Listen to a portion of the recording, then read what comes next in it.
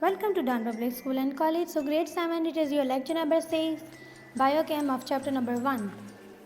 So in previous lecture हमने देखा कि इस तरह से फूड जो है वो हमारे पास माउथ से जो है वो आ रही है फेरेंक्स में, फेरेंक्स से वो जाती है ईसोफेगस में, ईसोफेगस के बाद विंटर होती है हमारे पास स्टमक के अंदर जो है वो गैस्ट्रिक जूसेस होते हैं, HCl होता है जो कि उसको ब्रेक डाउन करता है। उसके बाद जो फूड है लिवर से हमारे पास गैस्ट्रिक जूसेस आते हैं, लिवर से बाइल आता है, पेंक्रियाज से हमारे पास क्या आता है, पैंक्रियाटिक जूस आता है और बाइल स्टोर होता है गाल ब्लैडर के अंदर। तो ये जो हमारे पास जूसेस हैं ये सारे जब फूड हमारे पास किसके अंदर जाती है, स्मॉल इंटेस्टाइन में आती है, तो bile and the pancreatic juice जो है वो हमारे पास आएगा स्मॉल इंटेस्टाइन में। मज़ीद उसकी क्या होगी, एब्जॉर्प्शन होगी। जैसे हम पिछली वीडियोज़ में देख चुके हैं, वहाँ पर विलाए होते हैं जो सर्फेस एरिया इंक्रीज़ करते हैं, उनके अंदर ब्लड वेजल्स हैं जो कि उस फूड को क्या करेंगी, एब्जॉर्ब करेंगी। अब फूड जो हमारे पास अनवेस्टेड जो है वो डाइजेस्टेड फूड है वो लार्ज इंटेस्टाइन में चली जाएगी और लार्ज इंटेस्टाइन के तीनों पार्ट से गुजरते हुए वो फूड हमारे पास क्या होगी, बॉडी से आउट हो जाएगी। तो ये हमारे पास क्या था, digestive system. The undigested food now move towards the large intestine.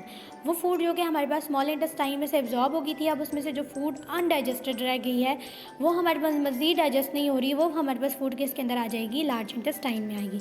अब लार्ज इंटेस्टाइन भी हमारे पास क्या है, ये भी पाइप लाइक स्ट्रक्चर है, लेकिन इसका जो डायमीटर होता है, इसकी जो विड्थ होती है वो उसके मुकाबले में क्या होती है, ज़्यादा होती है। अब इसके जो है वो हमारे पास 3 पार्ट होते हैं। फर्स्ट पार्ट को हम कहते हैं सीकम, सेकेंड पार्ट को हम कहते हैं colon and the third part is called as the rectum. The first part is called as the cecum, the second part is called as the colon and the third part is called as the rectum. The material that enter the large intestine contain a large amount of water, salt and undigested food. अब वो material जो कि हमारे पास large intestine में inter हो रहा है उसके अंदर क्या है, हमारे पास लार्ज अमाउंट ऑफ वाटर है, साल्ट है और इसके साथ साथ हमारे पास क्या है, वो फूड है जो कि डाइजेस्ट नहीं हुई। तो अब क्या होगा, इसके अंदर वाटर भी बॉडी के लिए ज़रूरी है, सॉल्ट्स भी ज़रूरी हैं। तो वो जो वाटर एंड द सॉल्ट्स हैं वो सारे उसी तरह से जैसे हमने पहले देखा था ब्लड कैपिलरीज के ज़रिए कहाँ चले जाएंगे, ब्लड के अंदर चले जाएंगे और वो ब्लड के अंदर एब्जॉर्ब हो जाएंगे। जो अनडाइजेस्टेड फूड रह गई है, अब जो मज़ीद डाइजेस्ट नहीं हो रही, उसके अंदर इतनी कोई ख़ास हमारी ज़रूरत की चीज़ भी नहीं है। अब वो किस में कन्वर्ट हो जाएगी, they got convert into solid form, क्योंकि वाटर भी उनमें से ख़त्म हो गया, सॉल्ट्स वगैरह भी निकल गया, तो अब वो क्या होगी, एक सॉलिड फॉर्म में आ जाएगी जो कि जिसको हम क्या कहते हैं, फीसेस। तो जो अनडाइजेस्टेड फूड होती है उसको हम क्या कहते हैं, उसको हम कहते हैं फीसेस। तो हमारे पास वो जो कोलॉन में से जितनी भी एब्जॉर्प्शन हुई है अब फूड किसके अंदर आ जाएगी, रेक्टम के अंदर। सीकम से गुजरी, उसके बाद कोलॉन में आई और फिर लास्ट पार्ट हमारे पास रेक्टम आ जाता है। रेक्टम से हमारे पास जो अनडाइजेस्टेड फूड होती है वो फीसेस की फॉर्म में बॉडी से रिमूव हो जाती है। तो इसके साथ हमारे पास कुछ कॉमन डाइजेस्टिव प्रॉब्लम्स हैं जो कि डाइजेशन के साथ एसोसिएटेड होते हैं, जिनमें हमारे पास सबसे पहला आ जाता है इनडाइजेशन। जब आप अपनी फूड को जो है वो प्रॉपर्ली च्यू नहीं करते हैं, उसको चबाते नहीं हैं, या फिर आप उसको बहुत तेज़ी से जो है वो एकदम से निगल लेते हैं, तो वो वाली जो फूड होती है ना वो भी हमारे पास क्या आती है, अनडाइजेस्टेड रह जाती है। मीन्स वो इतने बड़े लम्स होते हैं, इतनी बड़ी वो हमने ली होती हैं कि उनको HCl और वो सारी बाकायदा उनको तोड़ नहीं सकते। तो इस वजह से वो जो फूड है वो अनडाइजेस्टेड रह जाती है।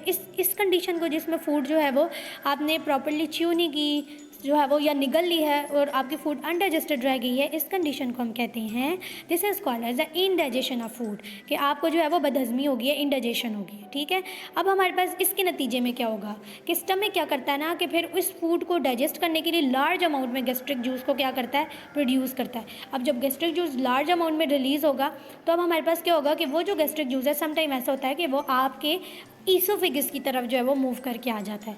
ठीक है, जिसकी वजह से आपको एक बर्निंग सेंसेशन होती है, जलन जो फील हो रही होती है आपकी, आपका जो ईसोफेगस होता है, जो स्टमक का रीजन होता है, वहाँ पर जलन फील हो रही होती है, जिसको हम क्या कहते हैं, हर्ट बर्न।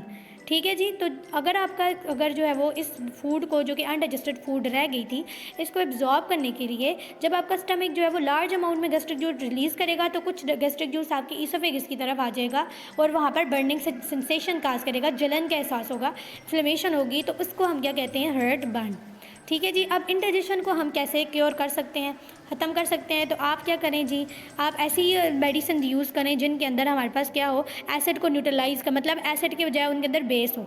आपको मैंने पहले भी बताया था कि एसिड को कौन जो है वो न्यूट्रलाइज़ करता है, एसिड को बेस न्यूट्रलाइज़ करती है, उसके इफेक्ट को कौन कैंसिल करता है, बेस करती है। अगर आप एसिड ज़्यादा हो गया तो आप उसके बजाय ऐसी मेडिसिन लेंगी जिसके अंदर बेस है, तो वो क्या होगी, दोबारा से उसकी जो एसिडिटी है वो कंट्रोल हो जाएगी, एसिड कम हो जाएगा, वो जो pH है उसकी क्या हो जाएगी, नॉर्मल हो जाएगी।